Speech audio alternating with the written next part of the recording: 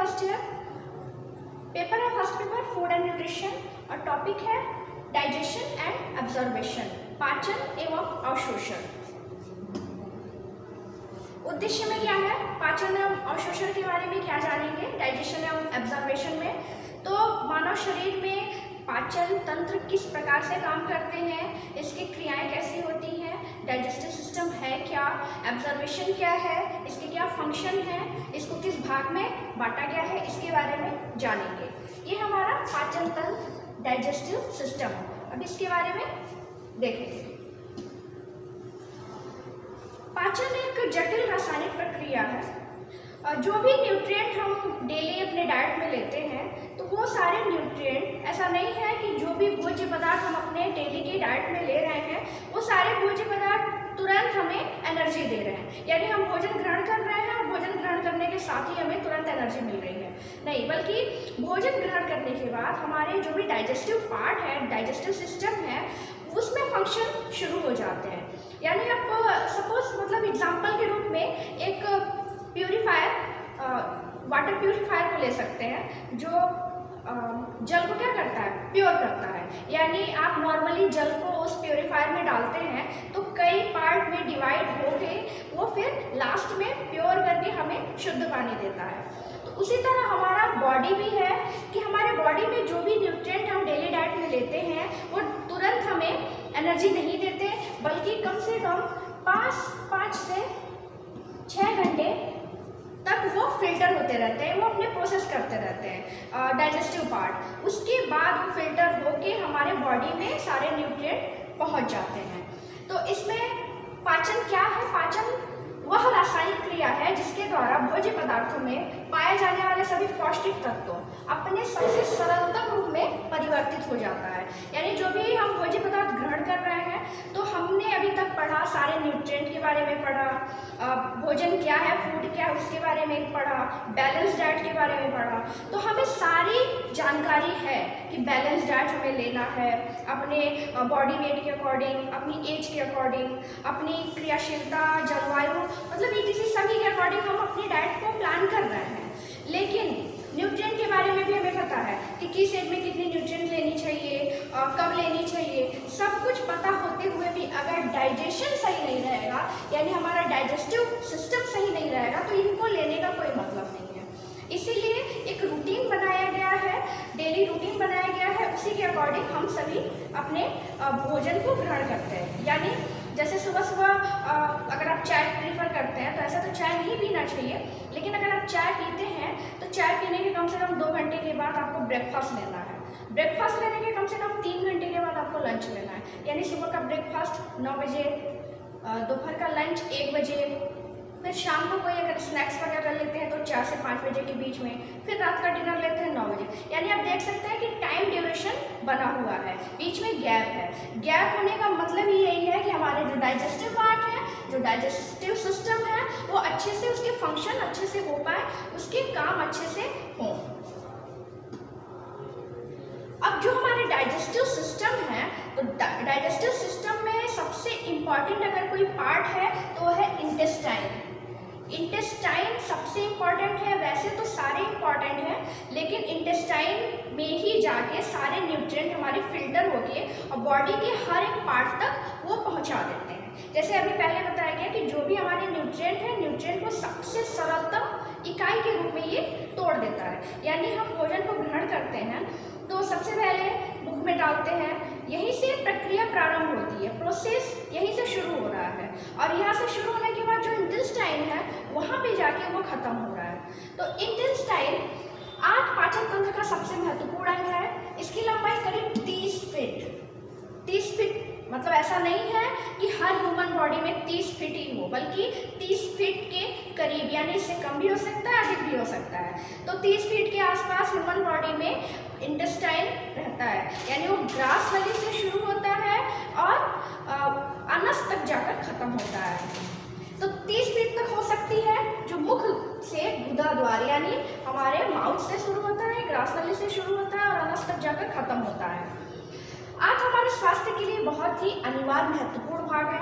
यानी अगर हमारे बॉडी में इंटेस्टाइन नहीं रहेगा तो डाइजेस्ट नहीं होगा, और जब डाइजेस्ट नहीं होगा तो हम जीवित नहीं रह सकते। यानी हमारे डाइजेशन में इंटेस्टाइन का कितना बड़ा रोल है। इनफैक्ट अभी आपको फिगर दिखाया जाएगा, उसमें पता चलेगा कि जितने भी पार्ट्स हैं डाइजेस्टिव सिस्टम के वो कितने इफेक्टिव हैं। तो इंटेस्टाइन भोजन को पचाने का काम करता है।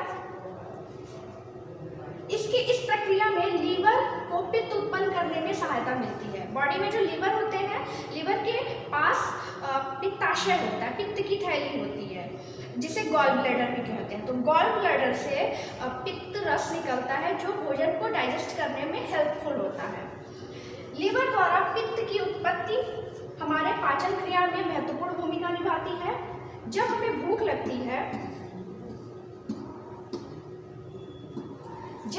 लगती है, उस अंतराल में पित्ताशय इकट्ठा हो जाता है, पित्त में पित्ताशय इकट्ठा हो जाता है, इसके बाद छोटी आंत में चला जाता है। यानी हमें अपने ड्यूरेशन को मेंटेन रखना है, भोजन के बीच गैप रखना है, तभी जो हमारे एंजाइम्स हैं वो सही प्रकार से काम करेंगे। तो जो लीवर से गॉल ब्लैडर, लीवर के पास गॉल ब्लैडर है, तो गॉल ब्लैडर से पित्त रस निकलता है, वो पित्त रस भोजन को डाइजेस्ट करता है। इसके अलावा हमें भूख लगा मतलब हमारे भूख लगने में सहायता प्रदान करता है। तो जब बीच में गैप मेंटेन रहेगा तो डाइजेस्ट अच्छे से हो जाएगा, सारा भोजन फैलेगा। जब डाइजेस्ट हो जाएगा तभी हमें दोबारा भूख लगेगी। अब आते हैं इंटेस्टाइन के जो मेन पार्ट हैं, कौन कौन से पार्ट हैं इंटेस्टाइन के। तो आंत के मुख्य भाग कौन कौन से हैं? सबसे पहला तो हमारा माउथ है, फिर है ग्रास नली, फिर है आमाशय या स्टमक, फिर है स्मॉल इंटेस्टाइन, लार्ज इंटेस्टाइन और अनस। ये हमारे इंटेस्टाइन के मेन पार्ट हैं। तो इंटेस्टाइन आंत के ये हमारे 6 मुख्य भाग हैं। इन्हीं में सारे हमारे भोज्य पदार्थ फिल्टर होते हैं, एब्जॉर्ब होते हैं, टूटते हैं। यानी हम जो भी भोजन ग्रहण कर रहे हैं, तो सबसे पहले तो हम भोजन ग्रहण कर रहे हैं तो मुख से ही प्रारंभ हो रही है। यानी हमें हर प्रकार के भोजन, जैसे भोजन 3 प्रकार के होते हैं, सॉलिड, सेमी सॉलिड और लिक्विड, यानी ठोस, तरल और अर्ध तरल। तो 3 तरह के भोज्य पदार्थ हम डेली डाइट में अपने लेते हैं। तो उन भोज्य पदार्थ को भी उससे भी सरलतम रूप में तोड़ता है ये सारा इंटेस्टाइन या फिर जो भी डाइजेस्टिव पार्ट है। तो इसके मेन पार्ट ये हो गए। अब आते हैं इंटेस्टाइन के जो महत्वपूर्ण कार्य हैं, कौन कौन से इनके कार्य हैं। तो खाद्य पदार्थों का भंडारण करना, खाद्य पदार्थ को स्टोर करके रखता है हमारे स्टमक में। तो ये भी इंटेस्टाइन का एक पार्ट है। आमाशय, आमाशय में स्टोर करके रखता है, उसके बाद से ही प्रक्रिया शुरू होती है फिल्टर होने की। फिर अब पाचन तंत्र के विभिन्न अंगों द्वारा उत्पन्न पाचन रसों में मिश्रित करके पाचन योग्य बनाता है। यानी हमारे जितने भी एंजाइम्स हैं जो पाचन में हेल्पफुल होते हैं, तो जब ये भोज्य पदार्थ स्टोर होता है हमारे स्टमक में, आमाशय में, तो आमाशय में सारे एंजाइम जाते हैं जो पाचन रस होते हैं और जो पचाने में हेल्पफुल होते हैं। तो ये यहीं पे होता है। फिर है मुंह के भीतर जमने के बाद भोजन को ग्रास नली से छोटी आंत, स्मॉल इंटेस्टाइन तथा गुदा तक ले जाता है। यानी हम भोजन ग्रहण करते हैं तो ग्रास नली से होते हुए वो स्मॉल इंटेस्टाइन, फिर लार्ज इंटेस्टाइन और उसके बाद अनस तक पहुंच जाता है। फिर है विशेषकर छोटी आंत एवं दूसरे अंगों से रक्त में पोषक तत्वों का अवशोषण होता है। यानी हमारे बॉडी में पूरे पार्ट में जो न्यूट्रिएंट पहुंचाए जा रहे हैं वो मेनली स्मॉल इंटेस्टाइन कर रहा है। स्मॉल इंटेस्टाइन के अलावा लार्ज इंटेस्टाइन वो वेस्ट चीज़ों को बाहर निकाल दे रहा है मल तथा मूत्र के द्वारा, और जो हमारे बॉडी के लिए इफेक्टिव है, न्यूट्रिएंट जो हमारे बॉडी के लिए हेल्पफुल है, वो बॉडी के सारे भाग में परिवहन कर दे रहा, पहुंचा दे रहा है। अब आते हैं ये मतलब क्या है, जो भी हमारे इंटेस्टाइन के पार्ट हैं वो क्या करते हैं। तो सबसे पहले है मुंह। तो मुंह के अंदर सलाइवा में पाचन रस होता है। यानी सबसे पहले हम भोजन ग्रहण करते हैं मुख में, तो मुख में सलाइवा यानी लार, जिसे हम लार कहते हैं, तो इसमें पाचन रस होता है। उस पाचन रस का नाम है लाइपेज। तो लाइपेज क्या करता है, वो प्रोटीन का बना होता है। तो इसमें क्या होता है, स्टार्च को ग्लूकोज में बदल देता है। यानी स्टार्च, ग्लूकोज ये कार्बोहाइड्रेट के पार्ट होते हैं। तो जब हम भोजन ग्रहण करते हैं तो उसमें परिवर्तन करता है, सलाइवा उसमें परिवर्तन करता है। और सलाइवा में एंजाइम्स, पाचक एंजाइम्स पाए जाते हैं जो बॉडी को पचाने में हेल्पफुल होते हैं। यानी आप देख सकते हैं कि जो डाइजेशन का जो प्रोसेस है वो हमारे मुंह से ही शुरू हो रहा है। फिर है ग्रास नली। ग्रास नली में भोजन प्रवेश करता है और यहाँ से हमारे स्टमक में जाता है, यानी हम भोजन ग्रहण कर रहे हैं मुख से, मुख में लार के साथ, यानी हमेशा कहा जाता है कि भोजन को बहुत अच्छे से चबा के ग्रहण करना चाहिए। इससे क्या होता है, जब वो अच्छे से पेस्ट बन जाता है तो डाइजेस्ट होने में बहुत आसानी होती है, नहीं तो वही बहुत टाइम लगेगा डाइजेस्ट होने में। तो ग्रास नली के द्वारा बहुत आसानी से वो प्रवेश कर जाता है हमारे स्टमक में, यानी अगर हमारे मुख में लार नहीं रहेगा, सलाइवा नहीं रहेगा, तो भोजन हमारे गले से अंदर जाएगा ही नहीं, तो उसको लसलसा कर देता है। यानी जो भी हम भोज्य पदार्थ ग्रहण करते हैं तो उसको चबाते हैं तो उसको एक पेस्ट के रूप में, लसलसा पदार्थ के रूप में बदल देता है, जो आसानी से ग्रास नली के द्वारा हमारे स्टमक में जाके स्टोर हो जाता है। फिर है अमाशय, वही है हमारा स्टमक अमाशय। तो अमाशय की मांसपेशियां गैस्ट्रिक तरल पदार्थ उत्पन्न करती है, जिसमें अमीनो नामक एंजाइम, अमीनो एसिड पाए जाते हैं। यानी हमारे बॉडी में जितने भी एंजाइम्स हैं वो प्रोटीन के बने होते हैं, तो हमारे स्टमक में अमीनो एसिड पाया जाता है, जो कि वो भी प्रोटीन का बना होता है। ये एसिड भी हमारे डाइजेस्टिव सिस्टम में हेल्पफुल होते हैं, यानी हमारे बॉडी के अंदर भी एसिड है। ये एसिड इतना तेज होता है, यानी इस एसिड को अगर निकाल के किसी के चेहरे पे थोड़ा डाल दिया जाए तो उसका चेहरा झुलस सकता है, इतना तेज इसका कार्य होता है।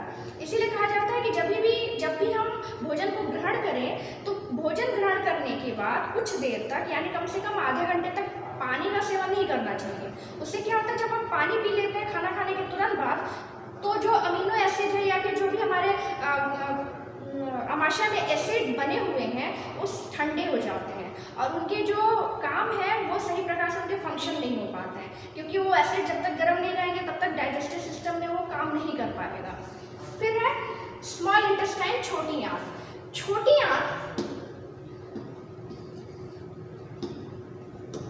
छोटी आंत में माइलेज प्रोटीन, माइलेज लाइपेज नामक एंजाइम पाए जाते हैं। यानी छोटी आंत में भी कुछ एंजाइम पाए जा रहे हैं जो हमारे डाइजेस्टिव सिस्टम का लास्ट पार्ट है। यानी जो भी हम भोजन ग्रहण कर रहे हैं, जैसे भोजन ग्रहण कर रहे हैं तो उसमें न्यूट्रिएंट मिल रहे हैं, nutrient fat, protein, carbohydrate, minerals, vitamin इनके रूप में मिल रहे हैं। तो इन सभी का पाचन हमारा स्मॉल इंटेस्टाइन में होता है और इन स्मॉल इंटेस्टाइन पाचन करने के बाद लार्ज इंटेस्टाइन में भोजन को भेज देता है। यानी जब भी हमारा भोजन डाइजेस्ट हो जाता है उसको जो वेस्ट चीज़ें हैं उसको लार्ज इंटेस्टाइन में भेज देता है और जो अच्छी चीज़ें हैं वो लार्ज इंटेस्टाइन पूरे बॉडी में उसको सप्लाई कर देता है और जो वेस्ट चीज़ें हैं उसको अनस यानी गुदा तक पहुंचा देता है, जो मल के रूप में, फेसेस के रूप में बाहर निकल जाते हैं। तो इसको अगर समझने के लिए डायग्राम में देखा जाए, ये है हमारा पाचन तंत्र, डाइजेस्टिव सिस्टम। ये है हमारा ग्रास नली जो मुंह से होते हुए अनस तक आ रहा है और इसी का ये कम से कम 30 फीट लंबा होता है। यानी आप समझ सकते हैं कितना लंबा है। ऐसे आपको दिख रहा होगा किस तरह से मूव हुआ है, यानी गले से शुरू हो रहा है और अनस तक आ रहा है, तो 30 फीट लंबी होती है। तो सबसे पहले हम भोजन को मुँह से ग्रहण करते हैं तो मुंह में जो हमारे एंजाइम्स हैं, जो लार है उसके द्वारा ग्रास नली से अंदर आ रहे हैं, अंदर आके यहाँ स्टमक में स्टोर हो जा रहे हैं। स्टमक में स्टोर होने के बाद जो लीवर है, लीवर में गॉल ब्लैडर है और गॉल ब्लैडर से पित्त रस निकलता है जो हमारे स्टमक में पहुँचा रहा है। पित्त रस स्टमक में पहुँचा रहा है, यहाँ पे थोड़ा प्रोसेस हो रहा है और जो भी पाचन क्रिया है यहाँ पे हो रही है। इसके बाद यहाँ से जाता है स्मॉल इंटेस्टाइन में और यहाँ पे है अग्नाशय। अग्नाशय से भी कुछ एंजाइम्स निकलते हैं जो स्टमक में भेजे जाते हैं। तो ये सारे एंजाइम्स इकट्ठे हो रहे हैं स्टमक में वो फिल्टर हो रहा है, कुछ प्रोसेस हो रही है पाचन क्रिया की, वहाँ से ये आ रहा है स्मॉल इंटेस्टाइन में। स्मॉल इंटेस्टाइन में आने के बाद जितने भी न्यूट्रिएंट हैं हमारे बॉडी में वो उसको फिल्टर कर दे रहा है, जो वेस्ट चीज़ें हैं उसको भेज दे रहा है लार्ज इंटेस्टाइन में। ये है हमारा लार्ज इंटेस्टाइन, तो अब इसमें भेज दे रहा है।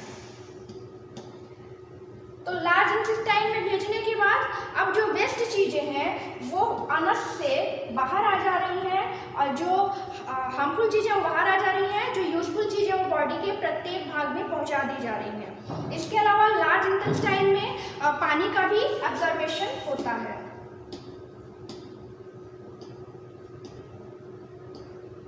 अब आते हैं एब्जॉर्बेशन पे।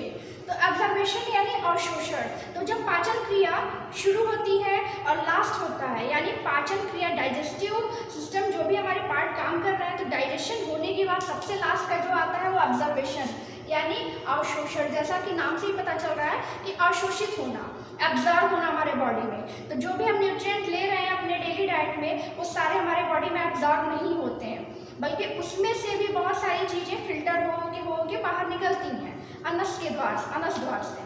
तो एब्जॉर्बेशन तभी होता है जब हमारे बॉडी में डाइजेस्ट हो गए हैं सारे न्यूट्रिएंट और जो वेस्ट चीज़ें हैं वो बाहर निकल गई हैं, यानी जो बॉडी में रहने योग्य है वो बॉडी में है और जो बाहर निकलने योग्य वो बाहर निकल गई है, उसी को कहते हैं एब्जॉर्बेशन। तो एब्जॉर्बेशन एक तरह से स्मॉल इंटेस्टाइन में जाके पूरा हो रहा है और लार्ज इंटेस्टाइन में जाके खत्म हो रहा है, यानी वो बाहर जब तक नहीं निकाल दे रहा है तब तक हमारे बॉडी में एब्जॉर्बेशन नहीं हो रहा है, क्योंकि उत्सर्जन क्रियाएं भी हमारे बॉडी के लिए बहुत ही जरूरी हैं। जैसे हम अपना डेली रूटीन में जो भी डाइट ले रहे हैं, तो हमें पता है कि न्यूट्रिएंट हमारे बॉडी के लिए बहुत हेल्पफुल है और हम अपने डेली डाइट में अच्छे न्यूट्रिएंट ले भी रहे हैं अपने बॉडी के अकॉर्डिंग। लेकिन सिर्फ न्यूट्रिएंट लेना ही मायने नहीं रखता है, बल्कि हमारा जो डाइजेस्टिव सिस्टम है वो अच्छे से उसका फंक्शन हो रहा है या नहीं हो रहा है, उसमें से उत्सर्जन क्रियाएं हो रही हैं या नहीं हो रही हैं। तो जब तक सारे प्रोसेस नहीं होंगे तब तक न्यूट्रिएंट लेने का कोई मतलब नहीं है। अब आता है कुछ इंपॉर्टेंट क्वेश्चन पे। इसमें है आंत की लंबाई कितनी हो सकती है। तो आंत की लंबाई कम से कम 30 फीट, मतलब 30 फीट के आसपास होती है। फिर है आंत तंत्र का सबसे पहला भाग कौन सा होता है। तो हमारे डाइजेस्टिव सिस्टम का सबसे पहला भाग होता है मुख, यानी मुंह से ही शुरुआत हो रही है डाइजेस्ट। फिर पाचन के बाद प्रोटीन किस रूप में परिवर्तित होता है। तो पाचन के बाद प्रोटीन अमीनो एसिड के रूप में परिवर्तित होता है। फिर है मानव शरीर में कौन से ऐसे अन्य भाग हैं जो पचाने में सहायता प्रदान करते हैं। तो मानव शरीर में मुख एवं अन्य ग्रंथियां, यानी मुख हो गया, फिर जीभ हो गए, जबड़े हो गए, तो ये सारे भी पचाने में हेल्पफुल है, क्योंकि शुरुआत यहीं से हो रही है। और जब तक हम भोजन को अच्छे से चबाएंगे नहीं तब तक वो हमारे शरीर में जाने में उसको कठिनाई होगी, यानी जो भी सॉलिड चीज़ें हैं उसको हम ऐसे तो निकल नहीं जाते हैं, बल्कि इसीलिए कहा गया है कि मतलब अगर आप अपने डेली डाइट में सपोज कि ब्रेकफास्ट में आप 4 रोटी ले रहे हैं, तो 4 रोटी की जगह आप 2 ही रोटी लीजिए, लेकिन उसको अच्छे से चबाइए। और चबाने में जबड़े, दांत, जीभ ये बहुत हेल्पफुल होते हैं, तो ये भी एक तरह से पाचन क्रिया में भाग ले रहे हैं। तो अच्छे से जब चबाएंगे तो वो अच्छे से पेस्ट बनेगा और लार के साथ आसानी से जाएगा। ये था हमारा डाइजेस्टिव सिस्टम। डाइजेशन क्या है, ऑब्जर्वेशन क्या है, इसके बारे में आपने पढ़ा। मिलते हैं अगले टॉपिक के साथ। Thank you.